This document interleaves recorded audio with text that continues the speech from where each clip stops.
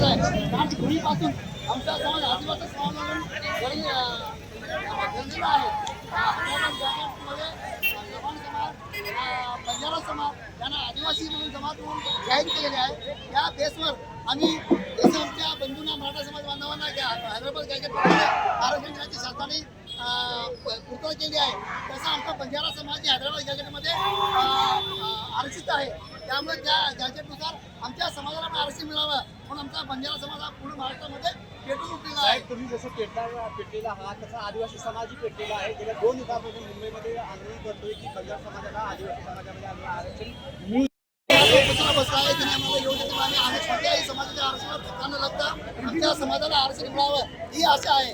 आम्ही आमच्या दुसऱ्याच्या समाजावर अन्याय करून बंजारा समाजाला आरक्षण द्या ही आमची भूमिका नाही. कोणत्याही समाजाला कोणत्याही समाजाला धक्का न लावता आम्हाला भाजला पाहिजे, स्वतंत्र आरक्षण मिळावं ही आमची अपेक्षा आहे आणि आशा आहे. सोलापुरातील नागरिक गोंधळलेले आहेत की कालच एक भव्य मोर्चा निघाला, आज पुन्हा मोर्चा निघतोय, नेमकं काय आहे कारण? कोणी गोंधळ नाही. ही बंजारा समाजाची ताकद दाखवण्यासाठी एक नीती आणि रणनीती आहे. कारण एकदा मोर्चा दाखवण्यापेक्षा आपण कितीदा मोर्चा करून आपली ताकद दाखवली तर हा प्रभाव हा महाराष्ट्र सरकारवर पडेल. नाही साहेब, सोलापुरात निघालेला आहे हा पहिला असं कुठेही नाही झालेला. सोलापुरात 2दा निघतोय मोर्चा. सोलापुरात निघत आहे. सोलापुरात 2दा निघत असताना सोलापूरमध्ये जिल्ह्यातील बाहेर लांब पासून समाज विरघळलेला समाज आहे.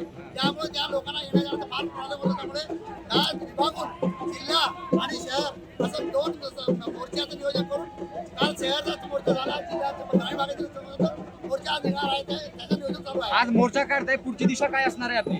आज आमचे मोर्चा काढून कलेक्टर साहेबांना आम्ही निवेदन देणार आहे की आमची जी मागणी आहे ती सरकारपर्यंत पोहोचवावी आणि त्यांची पूर्तता करावी. नाही तर आरक्षण मागण्याचा पुढचं पाऊल आम्ही याच्यापेक्षा मोठ्या पटीनं आणि आम्ही या इथनं सुरुवात करून मुंबईपर्यंत पायी चालू जाण्याचा आम्ही मोर्चा काढू शकतो आणि आमच्या हा आरक्षण हक्काने मागून येणार. साहेब, आपले समाजाचे नेतेही आपल्या सरकारमध्ये आहेत, ते मोठे पाऊल का उचलत नाही येते? हा वेळ काय येते आपल्याकडे मोर्चा करण्याची? आमच्या सरकारचे जे पण पाऊल उचलू लागले आहेत त्यांच्या पण बैठका चालू आहेत, त्यांची पण मिटिंग घेत आहेत की या समाजाला आरक्षण मिळावं. आणि हा समाज कित्येक वर्षापासून मागासलेला समाज आहे, पीडित समाज आहे, शोषित आहे, फटकात राहणारा करणारा समाज आहे, त्याला काय मिळावं म्हणून मंत्रीही मिटिंगा घेतात, बैठका घेतात, त्यांचाही सपोर्ट आहे आणि त्यांचाही आव्हान काय कराल आता मोर्चाचं? तरुण वर्ग खूप मोठा आलेला आहे, आज काय आव्हान कराल? कसा निघणार आहे मोर्चा? आज आम्ही डॉक्टर बाबासाहेब आंबेडकर यांच्या पुतळ्याला अभिवादन करून इथनं आपण पूनम गेटजवळ आमचा इथं मोर्चा थांबणार आहे आणि तिथं कलेक्टर साहेबांना निवेदन देण्यासाठी पुढचे पाऊल जाणार आहे. आणि आमचे तरुणाला माहीत झालेला आहे की आम्ही किती बेरोजगार आरक्षणाचा फायदा काय होत नाही, म्हणून या आरक्षणाचा काय फायदा होणार आहे यासाठी हा तरुण पेटून आहे. भविष्यामध्ये हा मोर्चा महाव्याप आणि महारूप घेणार आहे अशी मी ग्वाही देतो.